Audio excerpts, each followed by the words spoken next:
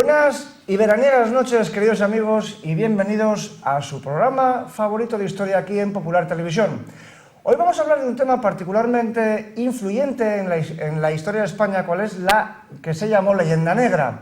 Vamos a hablar tanto de sus orígenes en el lejano siglo XV e incluso algo antes, y de sus consecuencias en siglos posteriores, como en las emancipaciones americanas del siglo XIX, en el origen de los separatismos también en la misma época y en la actual islamofilia.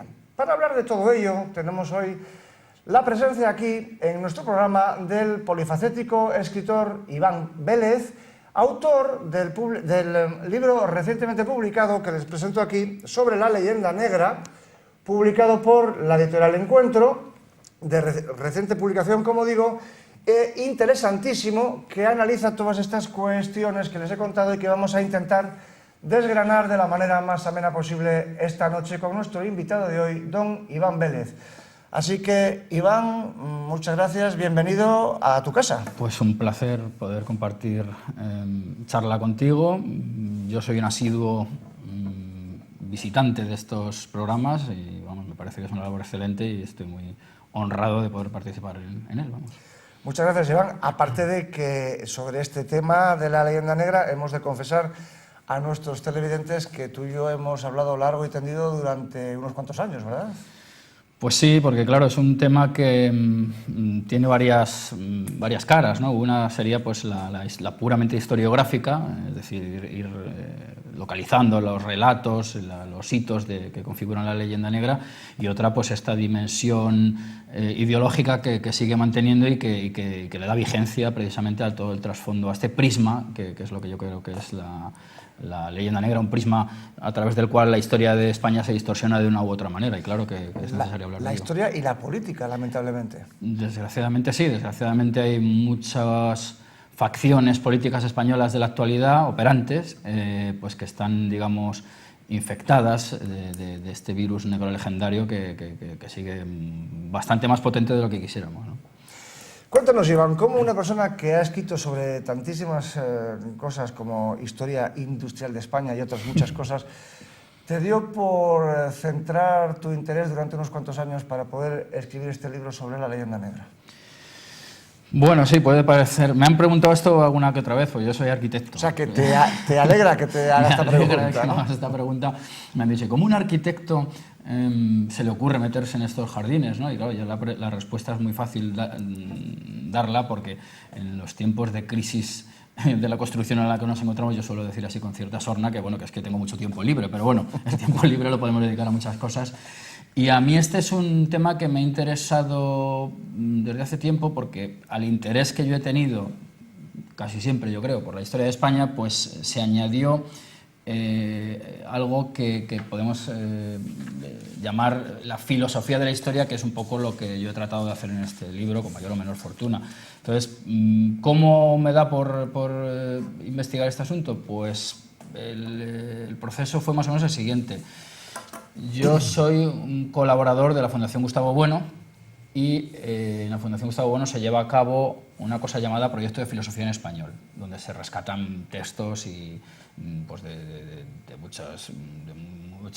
muchos temas, de muchos tipos. Y hay una sección que yo invito a que los televidentes visiten, que se llama Rótulos, en el cual se rastrean el origen de ciertas expresiones. Y yo lo que empecé es a rastrear el de la Leyenda Negra. El de la Leyenda Negra. Da la dirección de la página web para que nuestros televidentes lo puedan... Bueno, la página web en la Fundación Gustavo Bueno. Fundación Gustavo Bueno, fgbueno.es, y luego filosofia.org. Sí. El que quiera pues puede entrar ahí, hay una cantidad ingente de materiales, muchos de ellos solamente se pueden encontrar ahí, todo textos en español, lógicamente, sí. Y bueno, yo lo recomiendo. Entonces, como digo, hay en el buscador, si alguien pone rótulos, aparece una serie de pues yo que sé, alma catalana, por ejemplo, ¿cuándo se empieza a utilizar? Españolista, ¿cuándo se empieza a utilizar? Y entonces, que estaba sin hacer la de Leyenda Negra, y bueno, pues me puse a indagar hasta que encontré varios usos, y luego entre esos usos, a finales del 19, encontré el que es el primero que hasta la fecha yo conozco. No digo que no pueda haber algún anterior, aunque no creo que muy anterior. Y este es un uso que le da en 1899 Emilia Pardo Bazán en unas conferencias que da en París. en abril del 99.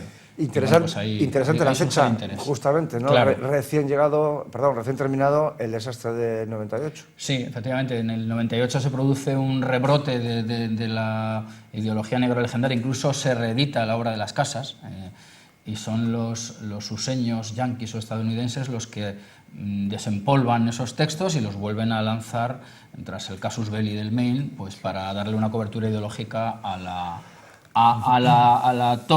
conquista de la perla del Caribe, que era una aspiración desde los tiempos de Jefferson. O sea, sí.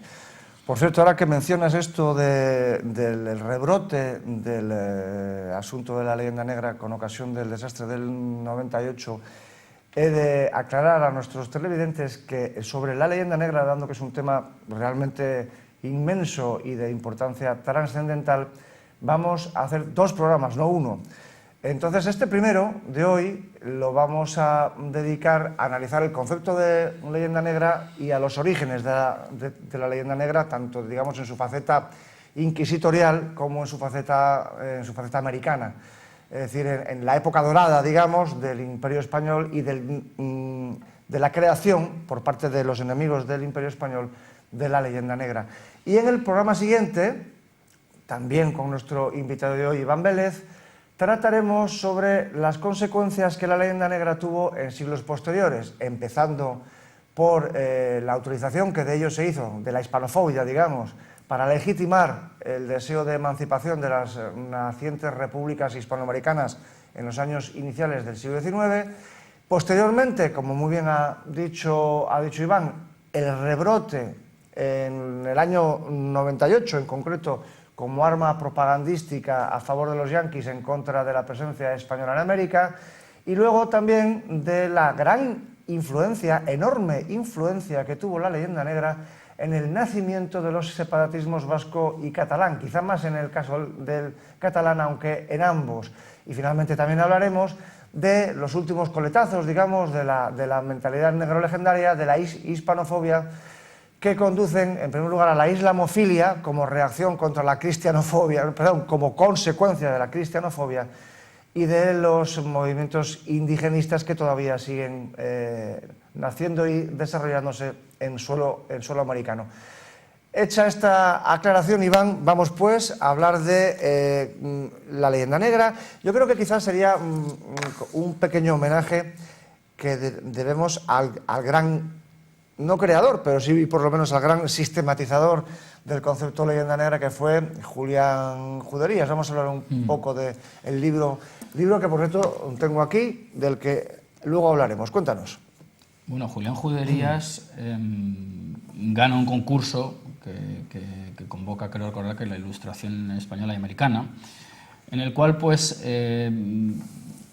esto es interesante, porque si hemos dicho que en el 98-99 se acuña el término, no es que se acuñe, sino que se emplea ya con un sentido específico, porque sí que hay leyenda negra utilizado en español un poquito antes, pero en el sentido específico de leyenda negra antiespañola, con la crítica ideológica a todo lo que ha supuesto la obra española en Europa y en América, se acuña en el 99, pero en el 14 es cuando el mozo de lenguas, Julián Juderías, que era un hombre muy viajado, muy leído, muy influenciado por Juan Valera, pues hace una serie de entregas que acaban dando lugar a este libro, La leyenda negra y la verdad histórica. Me parece que le falta el subtítulo en esta edición.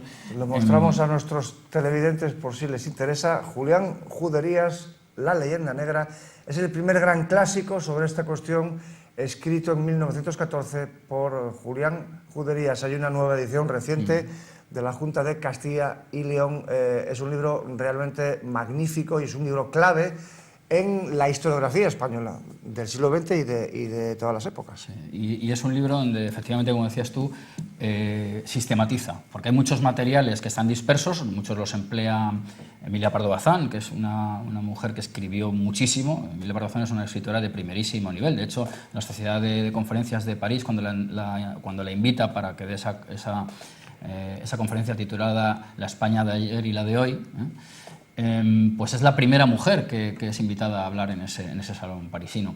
Como digo, Emilia Pardo Bazán ya había tratado muchos temas clásicos de la leyenda negra. Por ejemplo, hay un gran análisis por entrega, sobre todo en el ABC, de los conquistadores españoles. En fin, es una mujer muy interesada en figuras como Cortés, como Pizarro, pero ciertamente Juderías lo que hace es sistematizarlo, porque no solamente trata aspectos más o menos puntuales, sino que efectivamente traba ese sistema, ese conjunto de temas entrelazados, entre los cuales pues aparecen algunos de los problemas más acuciantes que se han tenido a la hora de construir la leyenda. Por ejemplo, la imposibilidad del español para la ciencia es algo que él lo refuta con datos, pues con un concepto de ciencia muy concreto. Era una querella que ya estaba sobre la mesa. Está el asunto americano perfectamente tratado, está el asunto inquisitorial también puesto sobre la mesa. En fin, efectivamente, Juderías es el gran sistematizador. Tengo que decir que muchos autores o muchos estudiosos de la leyenda negra, claro, el primer clásico al que se acude es al de Juderías. Otros piensan que el que acuña la expresión es Blasco Ibáñez. Y es cierto que Blasco Ibáñez, en unas conferencias que da en Buenos Aires en 1909, hay una de ellas titulada La leyenda negra. Ajá. Pero es que resulta que la potencia escritora, casi industrial, de Emilia Pardo Bazán hizo que esa conferencia que da en París en el 99 enseguida salte a la prensa internacional, la española entre ellas, y son muchos los que ya utilizan esa expresión. Claro. O sea que hay una serie de hitos, pero yo creo que el primer trazo así general lo da Juderías. Vamos a leer la definición que de leyenda negra dio Julián Juderías, porque es realmente magistral y así podemos, digamos, meternos en materia con un concepto claro, ¿no? Definió Julián Juderías a la leyenda negra como el ambiente creado por los relatos fantásticos que acerca de nuestra patria han visto la luz pública en todos los países. Las descripciones grotescas que se han hecho siempre del carácter de los españoles como individuos y colectividad, la negación, o por lo menos la ignorancia sistemática de cuanto es favorable y hermoso en las diversas manifestaciones de la cultura y del arte, las acusaciones que en todo tiempo se han lanzado sobre España, fundándose para ello en hechos exagerados, mal interpretados o falsos en su totalidad, y finalmente la afirmación contenida en libros al parecer respetables y verídicos y muchas veces reproducida, comentada y ampliada en la prensa extranjera, de que nuestra patria constituye desde el punto de vista de la tolerancia, de la cultura y del progreso político una excepción lamentable dentro del grupo de las naciones europeas. La verdad es que es una definición... Sí, está muy completa. Muy completa. Yo subrayaría además la última línea, una excepción lamentable dentro del grupo de las naciones europeas, porque evidentemente cuando esto se plantea, y hoy en día sigue siendo igual, el contexto en el que evidentemente analizamos España es en el contexto europeo occidental. Es decir, a nadie se le pasaría por la cabeza establecer un paralelismo entre España y China, o entre España y Afganistán, o entre España y Kenia. Estaba claro que el entorno histórico, civilizatorio, con el cual se comparaba España, era la Europa occidental, ¿no? La Europa rica, la Europa de los imperios de esa época, al fin y al cabo, ¿no?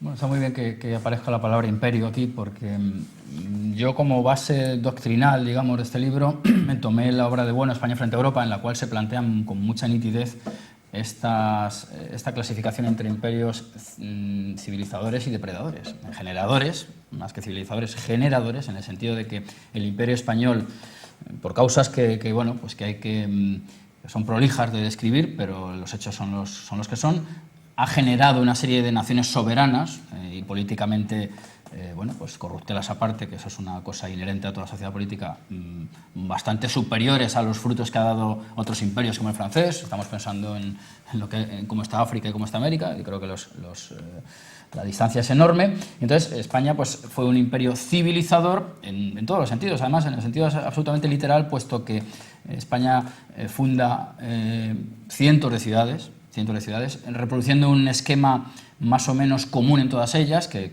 quedaría resumido en la Plaza de Armas, en la cual pues tenemos todas las instituciones jurídicas, políticas, penales, religiosas, y luego pues una configuración de propiedad privada, como sería la división de cuadras. Cuadra remite al cuadrado, a la cuadrícula, y bueno, pues es lo que hemos llamado un ortograma civilizador que se extiende en el terreno físico y en el terreno pues también de la configuración de sociedades. Los pueblos indígenas que son sometidos, hay que decir las cosas como son, ¿no? Sin relativismos posmodernos, ¿no? Los pueblos que son sometidos son luego posteriormente integrados en el grado que las posibilidades marcan, evidentemente, no todo de una manera homogénea, eso es claro. Frente a este modelo o este ortograma generador, que luego da la posibilidad de la emancipación de unas sociedades ya maduras para ser soberanas, pues tenemos los imperios depredadores, de los cuales pues, son todos estos europeos con los cuales cotejaba juderías el nivel o acusaba esas diferencias. Esos modelos depredadores cuyos nombres son muy fáciles de decir. Es Holanda, es Inglaterra, es en gran parte Portugal con sus factorías. Es decir, son modelos pues, que han dejado completamente al margen a las sociedades preexistentes, a las sociedades naturales previas a su llegada, que como mucho han tenido acuerdos con ciertos caciques o gente distinguida, pensemos en la India, por ejemplo, y que la obra que ha quedado por detrás pues, la podemos ascribir a compañías comerciales. Es decir, esta es la gran diferencia y yo creo que eso sirve para quitarse muchos complejos y para que esta traza que da Juderías pues, la veamos incluso como positiva, ¿no? Claro, no hay por qué homologarse de esa manera tan miope, ¿no? Vamos a ir dando pasos entonces en el tema y una vez definido lo que es el concepto de leyenda negra y definido el contexto político internacional en el cual se empieza, digamos, a hablar y a escribir sobre ella, que es finales del siglo XIX, vamos a los orígenes de la leyenda negra. Y curiosamente tenemos que hablar de Cataluña, ¿verdad? Pues sí, tenemos que hablar de Cataluña porque... Y digo curiosamente, si me permites, o de Aragón. y dicho con la peor de mis intenciones, porque precisamente una de las acusaciones que el catalanismo hizo desde el principio fue que la parte oscura, oscurantista, reaccionaria, impositiva, imperial, belicista, etcétera, de España era la España castellana, mientras que Cataluña se distinguía por lo contrario. Y sin embargo nos encontramos con que todos los eruditos que han estudiado la cuestión de la leyenda negra, la cuestión, para ser exactos, del nacimiento del sentimiento antiespañol, sí, tuvo origen precisamente en la expansión del reino de Aragón, llevado fundamentalmente sobre las olas, digamos, por los catalanes, antes del siglo XVI. Cuéntanos. Sí, sí. Bueno, pues sí, la verdad es que la expansión mediterránea, que es llevada a cabo por la Corona de Aragón, claro, es que aquí hay un juego muy interesado, porque cuando interesa por parte de los catalanistas, no de los catalanes, no hay que distinguir claramente. Está claro. No tiene nada que ver un catalanista con un catalán, no tienen por qué identificarse en nada, ¿no?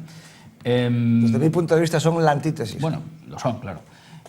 Vamos a ver, la expansión mediterránea del Imperio de Aragón, y digo que es curioso porque cuando se trata de cargar con las culpas se le endosa a Aragón, pero cuando se trata de intentar recoger los frutos, pues es una empresa catalana, ¿verdad? Bueno, pues se producen por parte de los almogávares, almogávares que por cierto es una palabra que no hay que circunscribir solo a Cataluña, porque era una especie de partidas bandoleriles o mercenarios, ¿verdad? Que actuaban en varios puntos de la España medieval, vamos a dejarlo ahí, ¿no? Y sí que es cierto que los grandes excesos que se cometen en Bizancio y sobre todo en Italia dan origen a ya un sentimiento de rechazo. Como sistematizador o persona que ha defendido esta tesis de que el origen brota en la Italia, en la cual los primeros pies españoles que pisan son los catalanes o barra aragoneses, es un sueco llamado Sverker Arnoldsson. Es un señor que en el año 60 publica un libro en el cual pues, detecta ya algunas de las constantes de la leyenda negra, de las acusaciones que desde la parte italiana se lanza a los españoles. Curiosamente, en el Mediterráneo oriental la palabra catalán se usa como insulto desde el siglo XIV. No es una cuestión reciente. Por ejemplo, en la lengua albana, catalán significa monstruo, y en la búlgara, desalmado. Es decir, el catalán viene a ser algo así como el coco, con el que se asusta a los niños, o como el Duque de Alba, con el que se asusta a los niños holandeses, ¿no? Y en la gran literatura italiana nos encontramos con ecos anticatalanes tan notorios como la avara pobreza de los catalanes que decía Dante, la vil estirpe de mercenarios y traidores, nada más y nada menos, que escribió Petrarca. Y hay un cronista del siglo XV, Giovanni Villani, que escribió que Pedro III el Grande de Aragón era, abro comillas, valiente y de gran corazón, pero como catalán de naturaleza felona. La verdad es que son palabras realmente contundentes que está claro que reflejan una catalanofobia que finalmente se acabaría, como es lógico, convirtiendo en hispanofobia. En catalán, que por cierto significa castellano. También está bien decir eso porque, en fin, pues, que además da muchas pistas el hecho de que signifique lo mismo, porque se trata de una especie de reinos que van avanzando como por oleadas y que van determinando ciertas líneas defendidas lógicamente por castillos. Porque ahí lo de castellanos, catalán y castellano en español. Hay que decir que, por completar lo de Arnolfsson, lo que percibe ya y las críticas que se lanzan sobre los españoles, porque también bien es cierto que es la corona de Aragón la que primero pisa allí, pero enseguida están funcionando castellanos continuamente. No olvidemos que la confluencia que ha habido siempre durante toda la Reconquista entre reyes castellanos y reyes aragoneses es total, y que se olvida también muy a menudo lo que ocurre a principios del siglo XV, el famoso compromiso de Caspe, donde Fernando de Antequera es quien es elegido como monarca aragonés. Como digo, las constantes y las críticas que se lanzan desde el lado italiano son la de unos individuos de una fe discutible. ¿Por qué? Pues que han estado continuamente en contacto con moros, con judíos, racialmente, bueno, ha habido más que palabras con los moros y moras, y entonces, bueno, pues hay una serie de acusaciones que ahí se lanzan, a las que hay que añadir pues la lógica de que allí hay unos extranjeros que se han hecho con el poder y que siempre se les ve como unos intrusos. Entonces ahí ya digo que se detectan algunas de las constantes, y la vía religiosa, que será pues la que realimente continuamente la leyenda negra, pues ya digo, en Italia se detectan esas semillas, y luego yo en el libro creo que lo digo, la leyenda negra va trazando una especie de camino español, el mismo camino español que conduce a Flandes, pues va de Italia a Flandes, luego pasará a Inglaterra, en fin, es una especie de periplo que va enfrentándonos con la potencia del momento, como es lógico, ¿no? Ya que has mencionado tu libro, vuelvo a mostrarlo a nuestros televidentes, sobre la leyenda negra de Iván Vélez, aquí presente, Ediciones Encuentro, un libro interesantísimo sobre todas estas cuestiones que estamos analizando. Iván, tengo que reñirnos a los dos porque tenemos que ir avanzando, que el reloj corre, que se las pela. Así que vamos a dar un salto, como has dicho muy bien, siguiendo el camino español, pasamos los Alpes y nos vamos hacia el norte, porque digamos que el momento clave en el que cuaja ya, digamos, la leyenda negra, no la leyenda negra, la creación del sentimiento anti-español, que después se llamaría leyenda negra, es el siglo XVI, evidentemente, y sobre él Unamuno escribió a principios del siglo XX que esta hostilidad a España arranca del siglo XVI, desde entonces se nos viene en una forma u otra calumniando. Nuestra historia ha sido sistemáticamente falsificada, sobre todo por protestantes y judíos, pero no solo por ellos. Y aquí ya está, evidentemente, mencionando la hostilidad que por motivos religiosos y políticos, como es lógico, los judíos expulsados, y como es lógico, los protestantes, que eran los enemigos políticos y militares de la España en esa época. Sí, vamos a hablar de ello. En el 16 se produce, digamos, la coincidencia entre la tecnología y la ideología, es decir, las imprentas holandesas, muchas de ellas regidas por judíos, efectivamente, son las que dan pábulo a los relatos exagerados, algunos de ellos confeccionados por españoles. Fray Bartolomé Las Casas con la brevísima, es el que les da el mayor arsenal. En la dimensión americana, pero no olvidemos que hay otra dimensión europea muy importante que no se nos debe olvidar. El saco de Roma es un argumento continuamente lanzado contra los españoles para demostrar su barbarie, aun cuando en ese saqueo de Roma no solamente eran españoles los que entraron en Roma, eran alemanes también. Los soldados imperiales, claro, eran los ejércitos imperiales de Carlos V. Carlos V, además, voy todo deprisa que pueda, ¿no? Sí. Sobre él pues pesaba la sospecha de que pudiera llegar a alcanzar una especie de dominio universal, y era el miedo que había tanto en la esfera política como en la religiosa, una especie de cesaropapismo. Eso es un problema que está sobre la mesa y que da pie pues, a esta especie de cristalización de nuevas alianzas antiespañoles con el trasfondo protestante de por medio. Y bueno, pues todos estos componentes se están cristalizando en el siglo XVI. Contra el saqueo de Roma, o sea, contra la versión del saqueo de Roma como un exceso únicamente español, se alzará un personaje interesantísimo, Gonzalo Jiménez de Quesada, que escribe una obra llamada El Antijobio, porque es una obra que lanza contra el obispo de Nochera, un obispo italiano que había cargado las tintas, nunca mejor dicho, contra lo que habían hecho los españoles en Roma. Pero insisto, ahí confluye todo, confluye el éxito que está teniendo los españoles en Italia en las campañas de Flandes, todo ese continente nuevo, ese nuevo mundo dejado de la mano de Dios, que de hecho es España a quien se le da la responsabilidad de cristianizarlo, y ahí pues ya digo que es cuando se amplifica todo lo que más o menos estaba latente, ¿no? Vamos a saltar, lamentablemente, sobre la trascendental figura que acabas de mencionar de Felipe II, pero yo creo que no podemos no dejar de tratar con cierto detenimiento. Cuando digo cierto detenimiento son 3 o 4 minutos, porque no tenemos para más, la Inquisición, porque evidentemente sobre ella ha recaído la mayor parte de la culpa de la mala imagen de España, ¿no? Así que vamos a hablar un poco, digamos, de la leyenda negra inquisitorial.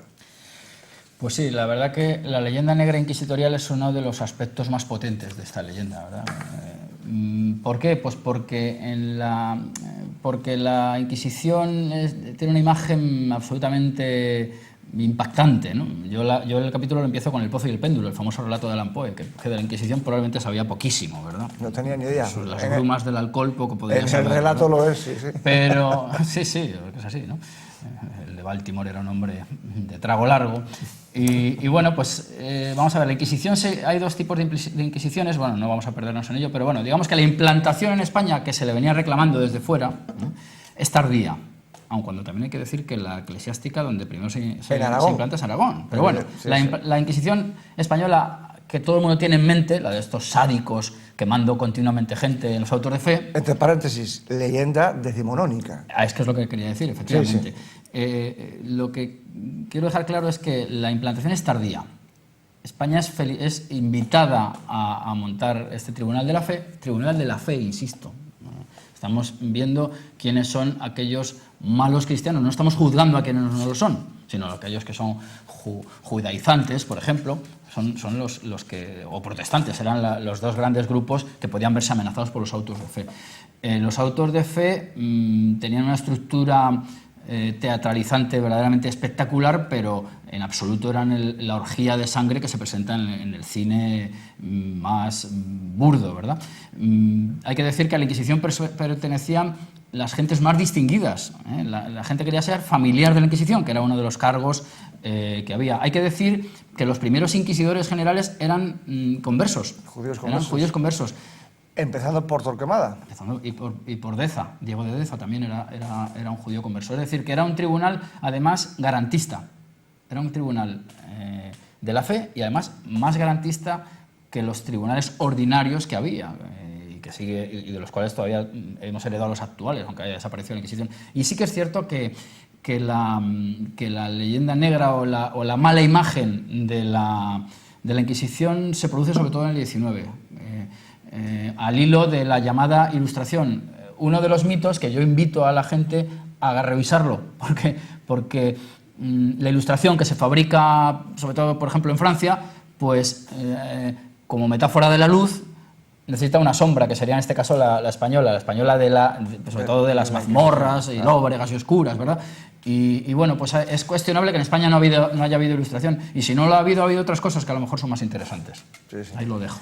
Y por cierto que esta dicotomía Francia-luz, España-oscuridad la refleja el propio Poe en el relato que acabas de decir, porque los que vienen a liberar al pobre torturado en el último momento son los soldados napoleónicos, ¿no? Sí. Esto, quizá como dato interesante para nuestros televidentes, sería oportuno mencionar que a lo largo de los 300 años de historia de la Inquisición se calcula que murieron 3.000 personas.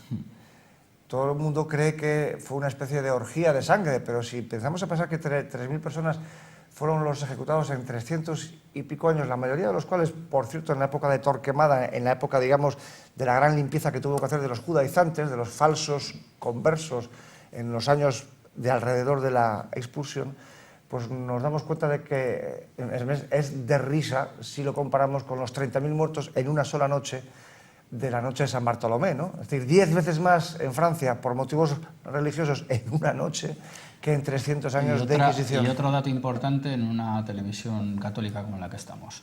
Vamos a ver, la Inquisición española fue un verdadero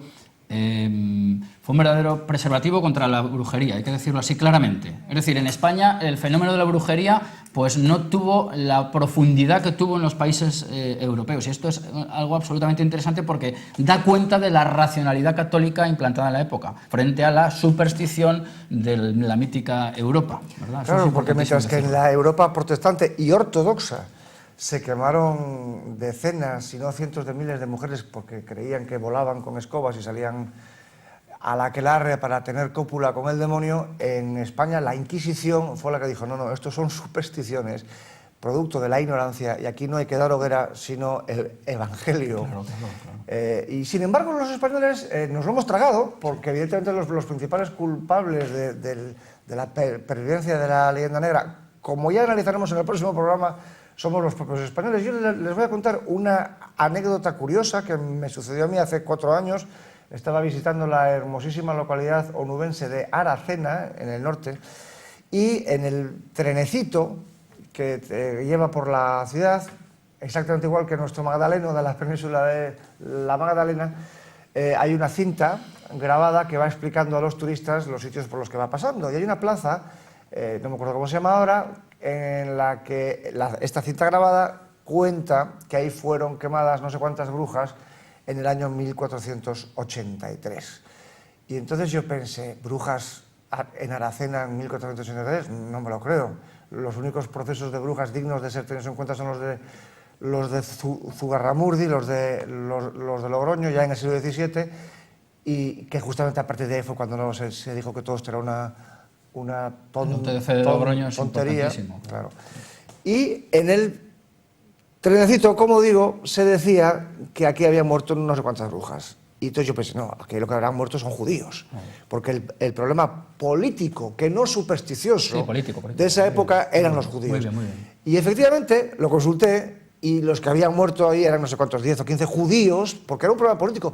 Y sin embargo, a mí lo que me llama la atención es este masoquismo español de, no, vamos a decir que eran brujas para que los turistas lo vean, entonces damos una sensación más morbosa, más ignorante, más supersticiosa, cuando la realidad era pues, una cuestión política dada por el tema de los judíos. Yo por contar otro chascarrillo, en una localidad que ahora mismo no recuerdo cuál es, de mi cuenca natal, de mi provincia, creo que van a hacer un museo de las brujas y bueno, pues no, es que no me apetece ni indagarlo porque creo que es una especie de variante pintoresquista ridícula de los españoles y verdaderamente que demuestra la estulticia dominante. Aquí tenemos un absolutamente vergonzoso museo de la tortura en Santillana del Mar, es una cosa alucinante, que no tiene nada que ver con la historia y que simplemente instrumentos inventados en el siglo XIX, ¿no? ¿Cómo se llamaba? La doncella, el sarcófago que se cierra sobre sí misma. Unas tonterías absolutas, ¿no? Eso es más propio de un grupo heavy, ¿verdad? Sí. Que un historiador. Que historiador. Vamos a dar otro paso porque el reloj siempre va a velocidad de ventilador, querido Iván. Vamos a dar el salto a América y la leyenda americana y, por supuesto, la figura central de Fray Bartolomé de las Casas.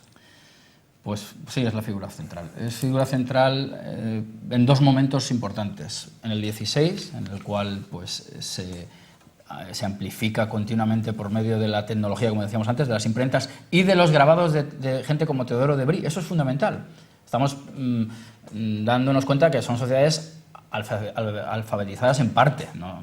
Ya sabemos que los protestantes, como tienen el libro, pues son más lectores, los católicos tienen más el púlpito, el oído, pero la vista la tienen los dos, y efectivamente los grabados de Debris son importantísimos a la hora de bueno, pues amplificar las ideas que está ahí señalando. Ideas, porque no son hechos, así de claro hay que decirlo. Bartolomé Las Casas es un exagerado, y hay que decir que creo que fue Motolinía, el pobre, Motolinía es el pobre en náhuatl, y eso demuestra que no podía tener ningunos intereses en el siglo, digamos. Se dio cuenta de que obras como las de Las Casas eran una munición extraordinaria para los enemigos, no solo él, sino más personas también dentro de la Iglesia. Hay que ver también que la Iglesia tenía órdenes enfrentadas. El fenómeno es mucho más complejo de lo que pueda parecer, pero desde luego el que da toda la munición a los protestantes, a los herejes protestantes, es Las Casas. Pero es que luego resulta que Las Casas es retomado por figuras como Bolívar. Y Las Casas es... Fijémonos en la sutileza y en el trasfondo que tiene la cuestión, es llamado el apóstol de las Indias, el apóstol de las Américas, y claro, es en el que se basan. Nosotros éramos ya unas sociedades, ha habido un paréntesis, el español lo cerramos, y cerramos esta época de oprobio, de la cual el primer descriptor sería Las Casas. Las Casas es fundamental. Aclaremos que Teodoro de Bry fue un impresor flamenco que añadió unas imágenes celebérrimas que habrán visto ustedes muchas veces, de unos indios que, por cierto, de indios no tienen ningún aspecto, siendo cocinados y descuartizados y estrellados contra las rocas por los españoles, y lo publicó en Flandes en 1597, es decir, en el mismo momento en el que estaba la guerra de Flandes, evidentemente, el duque de Alba y compañía. Es decir, se utilizó como munición contra los españoles, y esas mismas imágenes de Teodoro de Bry, como ya comentaremos en el próximo programa, también se volvieron a utilizar en la reedición que se hizo en Nueva York precisamente, qué casualidad, en 1898. No nos vayamos de América sin mencionar en qué consistió la controversia de Valladolid, porque esto es esencial precisamente para destrozar la leyenda negra americana. Claro, es esencial, es un tema complejo. Yo voy a recomendar un libro para el que quiera ahondar más, de Pedro Insua, titulado Hermes Católico, que se hace vamos, yo me he basado en él, hay que decir las cosas como son, revelar las fuentes, por supuesto. Bueno, lo que ocurre es lo siguiente: ante las alarmas que provocan el sermón del cura Montesinos, previo a Las Casas, y la obra de Las Casas, al emperador se le traslada la idea de que se va a condenar porque está cometiendo en su nombre se están cometiendo enormes atrocidades en América. Bueno, no hablemos de cifras porque ya es delirante, hablan de millones y millones, cuando claro, los estudios poblacionales pues dicen que es imposible que hubiera tal cantidad de gente allí. Pero bueno, la cuestión es la siguiente: ¿se debe o no continuar con la empresa americana que implica todo lo que ya sabemos? Pues se da un hecho inaudito en el Imperio Español, y es el parón que supone... un hecho inaudito en la historia del mundo. Del mundo, sí, efectivamente. Se para la conquista y entonces se enfrentan dos posturas, la de Sepúlveda, Ginés de Sepúlveda, y Las Casas. Hay que decir que, aunque aparentemente quien gana, y para el vulgo, digamos, el que ha ganado es Las Casas, quien gana es Sepúlveda, porque la conquista continúa. ¿Y por qué continúa? Pues porque se da ya una doctrina de la guerra justa que la elabora Sepúlveda. Voy a decir también un asunto que creo que es interesantísimo de saber, y ya digo que remito al que quiera que lo estudie más en profundidad porque el tiempo no nos lo permite.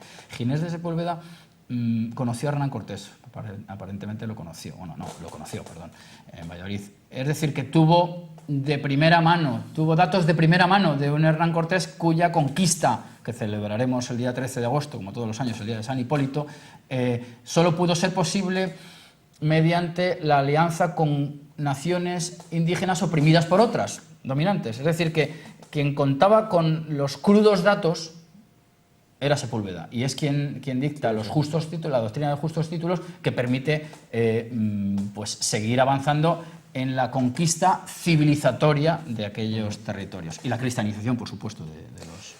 Lo extraordinario de la discusión entre Las Casas y Sepúlveda fue que es el único caso en el que una potencia imperialista se cuestiona su derecho a hacerlo. Es decir, los ingleses ni por supuesto los franceses, ni ningún otro pueblo que haya conquistado otros continentes, jamás se ha replanteado su legitimidad. Y añadiría una cosa más para cerrar este capítulo. Frente a estas acusaciones de la España oscurantista, pues hay que decir que lo que se está poniendo en tela de juicio en Valladolid son visiones aristotélicas o tomistas del mundo. Y eso es el último grito, digamos, de la filosofía del momento en el siglo XVI. O sea, que eso que lo tengamos en cuenta, que no creamos que solamente los librepensadores franceses son los que han aportado cosas, han aportado más bien poco.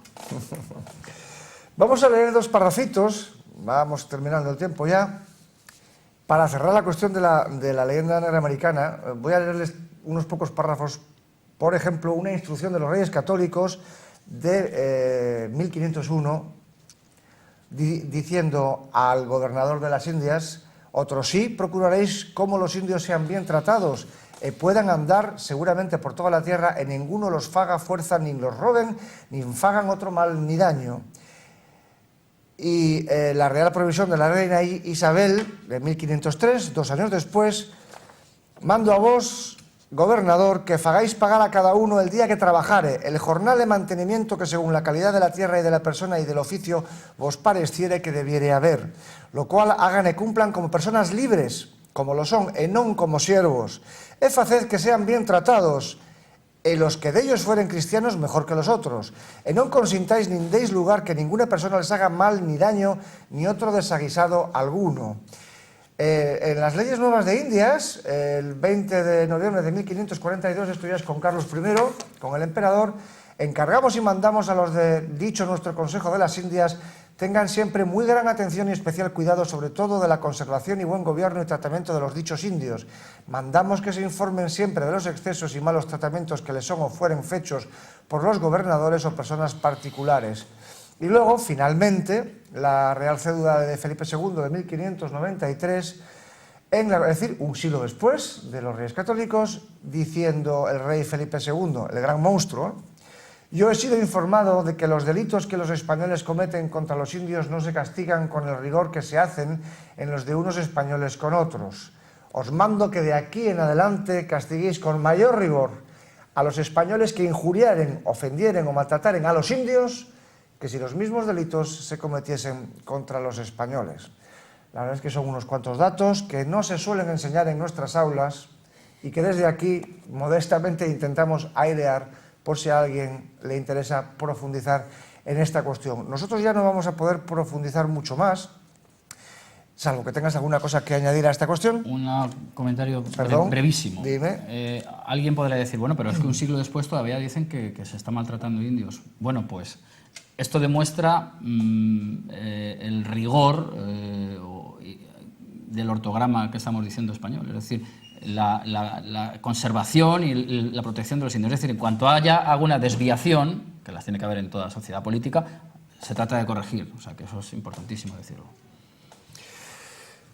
Y sobre esto, evidentemente, decir sobre el desvelamiento de la leyenda negra como un conjunto de, por un lado, instrumentos de oposición política a la hegemonía española en los años imperiales, como posteriormente como legitimación de las emancipaciones americanas y posteriormente como un autoflagelo que los españoles tenemos gran placer en infligirnos.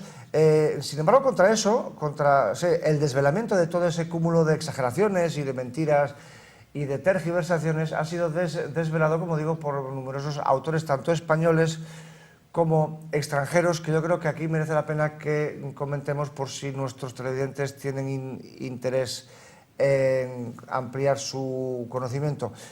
Yo tengo especial cariño, digamos, por Philip Powell, un norteamericano que escribió hace ya más de medio siglo un libro realmente maravilloso, se llama Tree of Hate, Árbol de Odio, que es un clásico de la historiografía anglosajona, desmintiendo las mentiras, las falacias y las exageraciones de la leyenda negra. En español está editado con el título Árbol de Odio. Lo que pasa es que hace 30 años por lo menos no creo que sea fácil encontrarlo, pero hay una edición reciente, si no recuerdo mal, en Ediciones Altera, titulada La leyenda negra contra España, si no recuerdo mal, ¿verdad? La leyenda negra contra España, subtitulado Árbol de Odio, de Philip Powell. Te paso la pelota. Pues Las Indias no eran colonias, de Ricardo Levene, por ejemplo, argentino. Eso está en ediciones Austral, Sí, en la colección también un Austral. libro. Otro argentino, Rómulo Cabria, pedantísimo, por cierto, pero un libro muy interesante. No me acuerdo del título. No, ahora mismo tampoco me acuerdo. Es sobre la leyenda negra, sí, Rómulo Cabria. Sí, Rómulo Cabria, no me acuerdo exactamente del título, yo tampoco. Pero yo daría también otro para los que estén interesados en temas de la escolástica, que son muy importantes a la hora de entender las emancipaciones americanas. Es Otto Carlos Stoetzer, un argentino, también hizo un libro titulado algo así como Las raíces escolásticas de las emancipaciones de las naciones americanas. Es un libro interesante, ¿eh? Sí. Sí. Y luego, digamos, como analistas generales de los siglos imperiales españoles y que además han dedicado monografías a aspectos concretos de la ley negra como la Inquisición, tendríamos que hablar de los británicos Eliot y Kamen. Kamen tiene varios libros porque ha ido escribiendo sobre ello a lo largo de su vida y tiene varias ediciones sobre la Inquisición, que son realmente interesantes, de Kamen, y luego los de John Eliot sobre el Imperio también son... Es más, John Eliot ha participado en muchas ocasiones en simposios y en conferencias y ha hecho montones de declaraciones en la prensa española. Si tienen ustedes ganas y tiempo, busquen en las hemerotecas porque hay muchas entrevistas y muchos textos de John Eliot en la prensa española hablando precisamente de las cuestiones de la leyenda negra y, en cierto modo, de su deseo de que en Inglaterra hubieran tenido también aún las casas, por poner un ejemplo, que ellos no los tuvieron y, por lo tanto, no se replantearon la legitimidad de sus conquistas, ¿no? Pero bueno, aparte...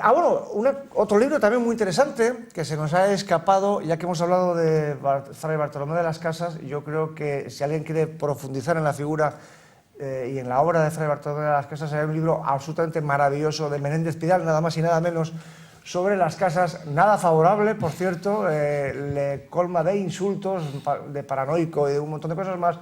Una monografía, yo creo que también hace mucho editada, yo creo que es de los años 60, sí. No creo que haya vuelto a ser reeditada desde entonces, lo que demuestra la poca visión de los editores españoles que semejante joya no haya sido reeditada por lo menos en 40 años que yo sepa.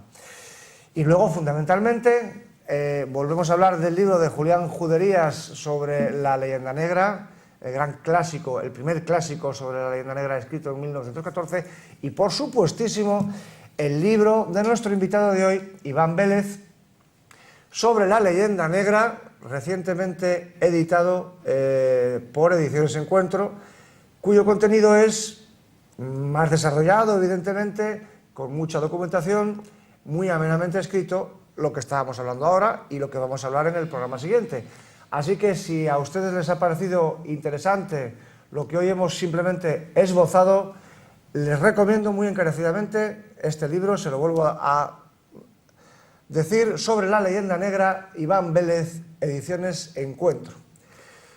Bueno, Iván, pues hemos llegado al final, pero gracias a Dios no te vamos a decir adiós, sino hasta luego, porque en el próximo programa vamos a seguir hablando de las consecuencias posteriores de la leyenda negra. Se lo vuelvo a explicar a nuestros oyentes: el efecto de la leyenda negra en las emancipaciones americanas del siglo XIX, el efecto en el 98, el efecto en la utilización por parte de los separatismos en sus orígenes de finales del siglo XIX y en sus manifestaciones más recientes de indigenismo y islamofilia. Así que, Iván, te reto a que dentro de unos días nos volvamos a ver. Acepto el reto gustoso. La primera experiencia te ha parecido interesante, ¿no? Muy buena, sí. Gracias. Bueno, pues ya saben que estamos ansiosos, queridos televidentes, por recibir sus comentarios, sus preguntas, sus sugerencias e incluso sus parabienes, si los hubiera, que seguro que los hay a montones, sobre nuestro invitado de hoy, Iván Vélez, y sobre lo que hemos hablado. Nos gustaría muchísimo conocer su opinión sobre lo que acabamos de comentar y, por supuesto, sus opiniones sobre programas futuros. Y les recuerdo una vez más el correo electrónico al que ustedes pueden dirigirlo. Ahí lo tienen en el faldón de su pantalla: historiaspopulartv@gmail.com. Se lo repito, historiaspopulartv@gmail.com. Cuento con sus comentarios, cuento con sus preguntas, cuento con sus condenas, cuento con sus parabienes, cuento con sus alabanzas y, por supuesto, cuento con todos ustedes en el próximo programa de Historia e Historias aquí en Popular Televisión. Muy buenas noches.